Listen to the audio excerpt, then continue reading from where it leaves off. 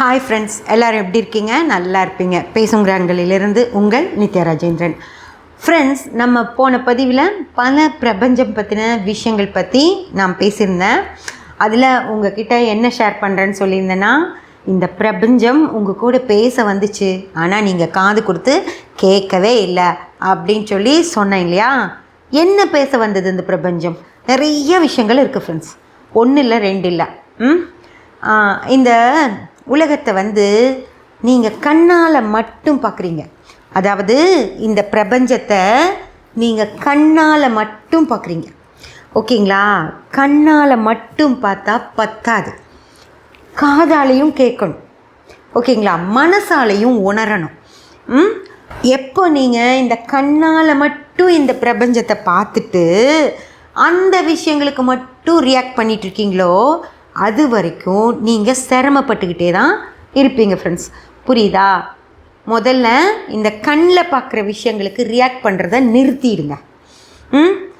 அதாவது இந்த கண்ணில் சில விஷயங்களை நம்ம பார்க்குறோம், பார்த்ததும் இதுதான் சரி அப்படின்னு சொல்லி நீங்கள் முடிவெடுத்துடுறீங்க. ஓகேயா? உங்களுக்கு புரியுதா நான் சொல்கிறது? புரியல, நான் உங்களுக்கு விளக்கமாகவே சொல்கிறேன். ஃப்ரெண்ட்ஸ், இப்போது உங்களுக்கு ஒரு தங்கச்சி இருக்காங்கன்னு வச்சுக்கோங்க. உங்களுக்கு ஒரு திருமணமாகி ஒரு 5-6 வருஷங்கள் ஆகிடுது. உங்கள் தங்கைக்கு திருமணமாகி ஒரு 4 வருடங்கள் தான் ஆகுது. தீபாவளிக்கு உங்கள் 2 பேரும் அம்மா வீட்டுக்கு போவீங்க இல்லையா? அவங்க அம்மா வீட்டுக்கு வரும்போது அவங்க ஒரு ஆரம் வாங்கியிருக்காங்க. ஒரு 5 சவரனில் ஒரு ஆரம் வாங்கிட்டு உங்கள் கிட்ட காட்டுறாங்க. அக்கா, தீபாவளிக்கு என் கணவர் ஜுவல் வாங்கி கொடுத்தாரு எனக்கு அப்படின்னு சொல்லி அவங்க உங்களுக்கு காட்டுறாங்க. உங்களுக்கு அப்படியே பிரமிப்பாக போயிடுது.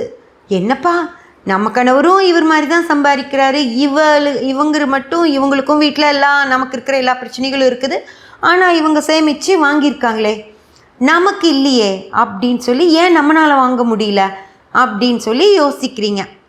அவங்க உங்களுக்கு காட்டுறாங்க. காட்டினதும் உங்களுக்கு ரொம்ப பிடிச்சி போகுது. ரொம்ப நல்லா இருக்குது அந்த நகை.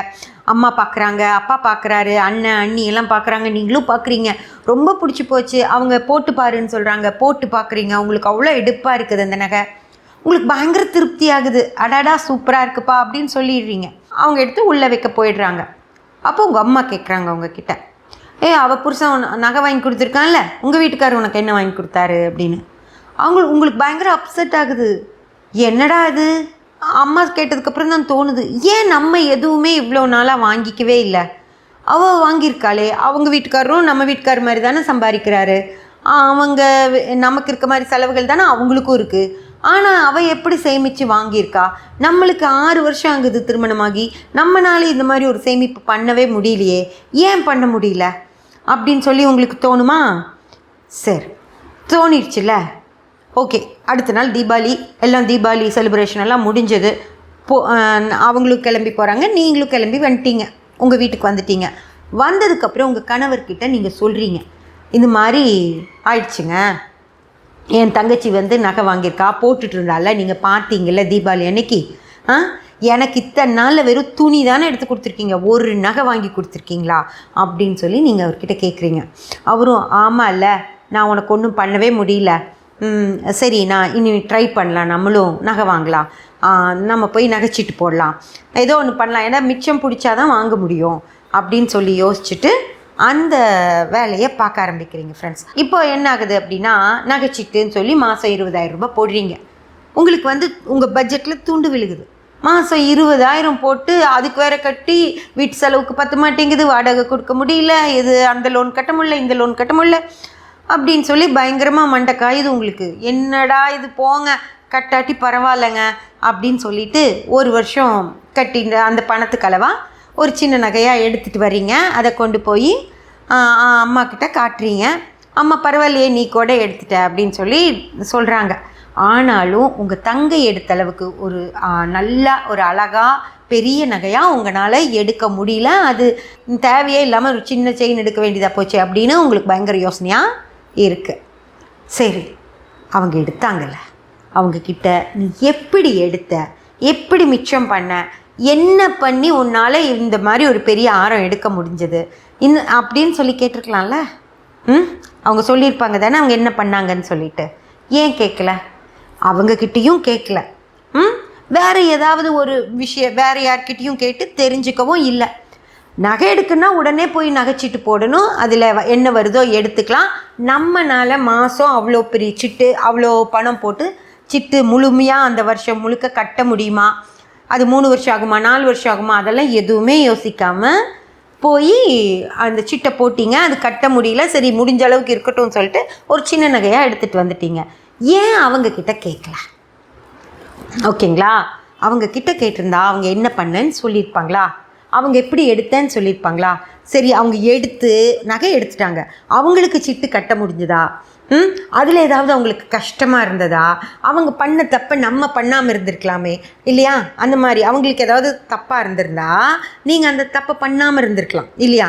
அதனால் அவங்கக்கிட்ட கேட்குறதுல என்ன கஷ்டம் உங்களுக்கு? எது விடம் தடுக்குது உங்களை அவங்கக்கிட்ட பேசுகிறதுக்கு? ஓகேங்களா? சரி, இதாவது ஒரு சின்ன அமௌண்ட்டு, அதனால் பிரச்சனை இல்லை. ஒவ்வொருத்தர் என்ன பண்ணுறீங்க, உங்கள் சொந்தக்காரங்களோ ஃப்ரெண்ட்ஸோ ரிலேட்டிவ்ஸோ வீடு கட்டுவாங்க ஃப்ரெண்ட்ஸ். ஓகேங்களா? வீடு கட்டுவாங்க, அழகாக double bedroom, dining, kitchen, hall, முன்னாடி போர்ட்டிக்கோ, முன்னாடி இடம், பின்னாடி கொஞ்சம் செடி வைக்கிற அளவுக்கு இடம் எல்லாம் வச்சு நல்லா ஜம்முன்னு கட்டியிருப்பாங்க வீடு. நீங்கள் போய் பார்ப்பீங்க. பார்த்தது உங்களுக்கு என்ன தோணும்? நமக்கு திருமணம் காலகட்டத்தில் தான் அவங்களுக்கும் திருமணமாச்சு, அவங்களும் இது நம்ம மாதிரி தானே இருக்காங்க, ஆனால் வீடு கட்டிட்டாங்களே, நம்ம இன்னும் செய்யாமல் இருக்கமே, எப்படியும் வீடு கட்டிடணும். ஓகேங்களா? அதே யோசனையோடு தான் புதுசு பொண்டாட்டியும் திரும்பி வரப்போ பேசிக்க கூட மாட்டீங்க. அதே யோசனை, எப்படி கட்டலாம், எப்படி கட்டியிருப்பாங்க, அதே மாதிரி நம்மளும் கட்டிடணும். அந்த சாமி ரூம் அவங்க கொஞ்சம் சின்னதாக வச்சுட்டாங்க, நம்ம இன்னும் கொஞ்சம் பெருசாக வச்சு கட்டணும். இங்கே முன்னாடி ஜன்னலுக்கு வச்சுருந்த கிளாஸஸ் அவங்களுக்கு நல்லா இல்லை, நம்ம இன்னும் வேறு மாதிரி வைக்கணும், கதவு கொஞ்சம் அப்படி வைக்கணும் அப்படின்னு யோசிச்சுட்டே வந்து நைட்டு வரைக்கும் யோசிச்சு பெட்ரூம்குள்ளே 2 பேரும் உட்காந்து பேச ஆரம்பிப்பீங்க. நம்மளும் கட்டிடலாங்க, அவங்க கட்டின மாதிரியே கட்டிடலாங்கங்க, சூப்பராக இருந்ததுங்க வீடு, அந்தளவு கட்டினா கூட போதுங்க, பின்னாடி வேணால் மேலே 2 பெட்ரூம் போட்டுக்கலாம் பசங்களுக்கு, இப்படியெல்லாம் யோசிக்கிறீங்கள? யோசிச்சுட்டு நேராக போய் பில்டரை பார்க்குறீங்க, அவர் ஒரு இது சொல்லுவார், அதுக்கு நம்ம கையில் பணம் இருக்கான்னு யோசிப்பீங்க. அதுக்கப்புறம் பணம் பத்தாதா, சரி இஎம்ஐ போட்டுடலாம். ஓகேயா? இஎம்ஐ போட்டுறீங்க. இஎம்ஐயில் எவ்வளோ வட்டி வீட்டுக்கு, அந்த பணத்தை அவ்வளோ மாதமான இவ்வளோ ஒரு 40,000 வருது அப்படின்னா அது நம்மளால் கட்ட முடியுமா? அது கட்டுனா நமக்கு எங்கெங்கெல்லாம் துண்டு விழுகும், குழந்தைங்க ஸ்கூலுக்கு ஃபீஸ் எல்லாம் ஒழுங்காக கட்டிட முடியுமா? அதெல்லாம் நீங்கள் யோசிக்கணும். ஓகேயா? யோசிக்கிறதும் இல்லை, டக்குன்னு அவங்கெல்லாம் கட்டிட்டாங்க, நம்மளும் கட்டுறோம். சரி, பிரச்சனை ஆகுது, எல்லாம் பிளான் பண்ணி வீடு கட்டியாச்சு, இடம் வாங்கியாச்சு, வீடு கட்டியாச்சு, மாதமானால் லோன் கட்டணும். மாதம் ஒரு 50,000-60,000 லோனுன்னு வச்சுக்கோங்களேன். பயங்கர டென்ஷன், பயங்கர பிரச்சனை வீட்டில். அதுக்கப்புறம் தேவையே இல்லாமல் அவ்வளோ செலவழித்து அந்த வீடு கட்டிட்டு அந்த வீட்டில் நிம்மதியாக உட்கார முடியாமல், ஐயோ எப்போ ஃபைனான்ஸ்காரன் வந்து நிற்பானோ, அவங்ககிட்ட கடனை வாங்கி ஊரையே கூப்பிட்டு புண்ணியோஜனை வேறு பண்ணியிருப்பீங்க, அதுக்கு ஒரு 2 லட்ச ரூபா செலவாயிருக்கும். இத்தனையும் பண்ணிவிட்டு அவன் புண்ணியோஜனத்துக்கு ஃபைனான்ஸ்காரங்கிட்ட வட்டிக்கு வாங்கிட்டு அதை கட்டுறதுக்கு சிரமப்பட்டுட்டு அவன் வந்து நின்று ஏதாவது வெளியே பக்கத்து வீட்டுக்காரங்களுக்கு தெரிஞ்சு போயிடுமோங்கிற பயத்திலேயே உட்காந்துருக்கணும். எதுக்கு அவ்வளோ ஆசைப்பட்டு அந்த வீட்டை கட்டிட்டு அந்த கஷ்டப்படுறதை விட அவங்கக்கிட்ட கேட்கலாமா இல்லையா, என்ன பண்ணீங்க? அப்போது வீடு கட்டும்போது இன்னொரு செலவு ஃப்ரெண்ட்ஸ், அதாவது வீட்டுக்கு அவங்க பட்ஜெட் சொன்னது 50 லட்சத்துக்கு, ஆனால் நீங்கள் முடிக்கும்போது பார்த்தீங்கன்னா 62 லட்சம் ஆயிரும். 12 லட்ச ரூபா உங்களுக்கு துண்டு. ஓகேயா? அதுக்கு கடன் வட்டி அந்த மாதிரியும் ஆகிடும். அதுக்கு பதிலாக அந்த வீடு கட்டினவங்க கிட்ட உட்காந்து பேசியிருக்கலாமா?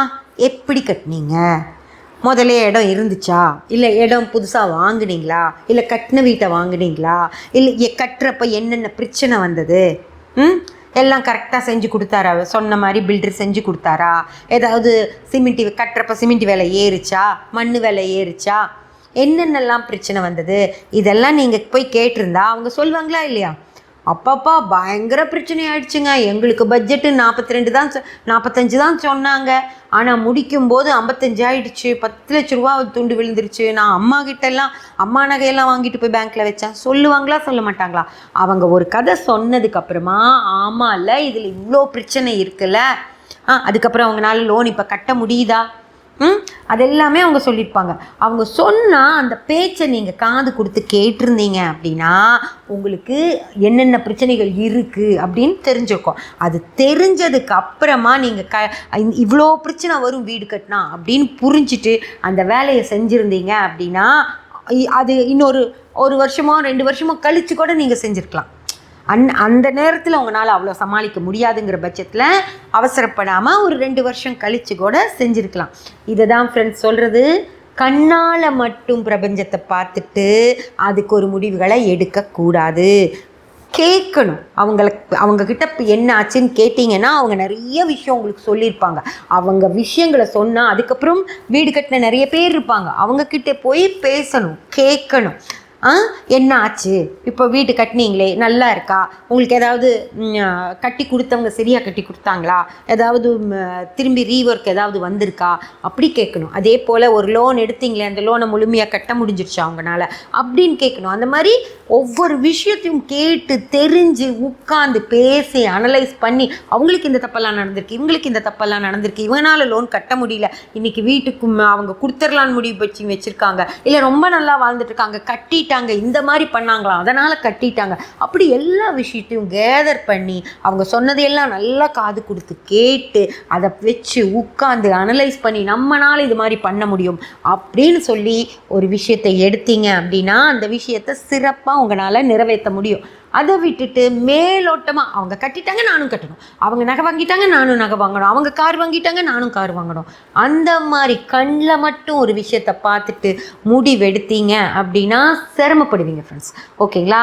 அதனால தான் உங்களுக்கு கடன் ஆகுது. நீங்கள் யோசிக்கிறது இல்லை, நீங்கள் முடிவுகள் எடுக்கிறது இல்லை, சரியான முடிவுகளை உட்காந்து பேசி சரியான முடிவுகளை நீங்கள் எடுக்கிறதில்ல. அதனால் உங்களுக்கு கடன் தொல்லையும் பிரச்சனைகளும் வருதோ தவிர அந்த பிரபஞ்சம் உங்களுக்கு எந்த கஷ்டத்தையும் கொடுக்கறது இல்லை. வீடு கட்டணும்னு ஆசைப்பட்டது யார்? நகை வாங்கணும்னு ஆசைப்பட்டது யார்? கார் வாங்கணும்னு ஆசைப்பட்டது யார்? குழந்தைகளை பெரிய ஸ்கூலில் படிக்க வைக்கணும்னு ஆசைப்பட்டது யார்? அந்த மாதிரி எல்லா பிரச்சனைகளையும் நீங்களே பிளான் பண்ணாமல் முடிவெடுத்துட்டு அதுக்கு நீங்கள் கடன் வாங்கிட்டு சிரமப்படுறதுக்கு பிரபஞ்சம் என்ன பண்ணும்? ஓகேங்களா? அதனால் என்ன ஒரு விஷயமானாலும் வெறும் கண்களால் மட்டும் பார்க்காம காது கொடுத்து கேளுங்க, அதை மனசில் ஏற்றி அதை உணர்ந்து புரிஞ்சுட்டு அதுக்கப்புறம் அந்த வேலையை செஞ்சீங்கன்னா எந்த பிரச்சனையும் வராது. நிம்மதியாக இருக்கிறது தானே வேணும், கடன் பண்ணுறதா வேணும்? அப்படி ஒரு கடனை பண்ணிவிட்டு படாத பாடுபடணும்னு ஏதாவது அவசியம் இருக்கா? அதுக்கு 2 வருஷம் நாங்கள் இன்னும் வீடு கட்டலைன்னு சொல்லிட்டு போங்க, யார் என்ன பண்ண முடியும்? கடன் வாங்கிட்டு கஷ்டப்படுறது தான் வேலையா? நல்லா யோசிச்சு பாருங்கள். அதனால் என்ன விஷயமாக இருந்தாலும் காது கொடுத்து கேட்டு பாருங்கள் ஃப்ரெண்ட்ஸ். நீங்கள் காது நல்லா கேட்டுட்டு என்னென்ன விஷயங்களெல்லாம் இந்த பிரபஞ்சம் உங்கள் மண்டைக்குள்ளே போடுதோ அந்த விஷயங்கள் எல்லாம் புரிஞ்சு தெரிஞ்சு தெளிவாக முடிவுகள் எடுக்கும்போது நீங்கள் எந்த வித கஷ்டமும் பட மாட்டீங்க. அதை தான் இந்த பிரபஞ்சம் உங்களுக்கு சொல்ல வருது, நீங்கள் கேளுங்க. ஓகே, இந்த பிரபஞ்சம் உங்களுக்கு சொல்ல வர்றதை நீங்கள் கேட்கணும் அப்படிங்கிறத நீங்கள் புரிஞ்சுக்கிட்டீங்களா? ஓகே, சரி, இந்த பிரபஞ்சம் சொல்ல வர்றதை நான் கேட்டுக்கிறேன். அதுக்காக நான் ஆசையே படக்கூடாதா? ஆசைப்பட்டால் என்ன தப்பு? ஓகேயா? எல்லாருக்கும் ஆசைகள் இருக்கும்ல. அந்த மாதிரி எனக்கும் வீடு கட்டிக்கணும், கார் வாங்கிக்கணும்னு ஆசை, அதனால் நான் செஞ்சுட்டேன். ஆசை கூட படக்கூடாதா? ஆசைப்பட்டால் என்ன தப்பு அப்படின்னு கேட்டிங்கன்னு வச்சுக்கோங்க, ஆசைப்பட்டால் ஒரு தப்பும் கிடையாது ஃப்ரெண்ட்ஸ். ஓகேங்களா? அது என்ன அப்படிங்கிற விஷயத்த நம்ம அடுத்த பதிவில் பார்க்கலாம். சப்ஸ்கிரைப் பண்ணி பெல் பட்டன் ப்ரெஸ் பண்ணி வச்சுக்கோங்க, அப்போ தான் நான் போடுற எல்லா பதிவுகளும் உங்களுக்கு கிடைக்கும். லைக் பண்ணி ஷேர் பண்ணி கமெண்ட் பண்ணிங்கன்னா எனக்கு சப்போர்ட்டிவாக இருக்கும். Thank you friends.